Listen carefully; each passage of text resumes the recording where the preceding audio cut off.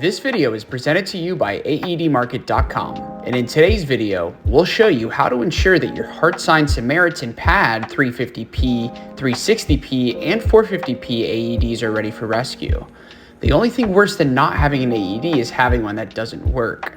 One of the main reasons an AED fails is due to improper maintenance. Fortunately, AEDs are very easy to inspect and maintain. Let's see just how easy it is to ensure that the HeartSine Samaritan PAD AEDs are ready for rescue. The most important inspection tasks include checking the system ready indicator and verifying that the electrode pads and batteries have not expired. These AEDs perform a self-test weekly, and the system ready indicator on the front right of the AED quickly shows if it's ready for use with the green flashing light. It will alert you with a red flash if any issues are found, underscoring the importance of regular inspections. Here's what you'll want to do monthly. Ensure the indicator flashes green. Check the expiration date of the electrode pads, which are included with the battery and expire in 4 years. Assess the overall condition of the AED and note of any deficiencies on the provided check tag.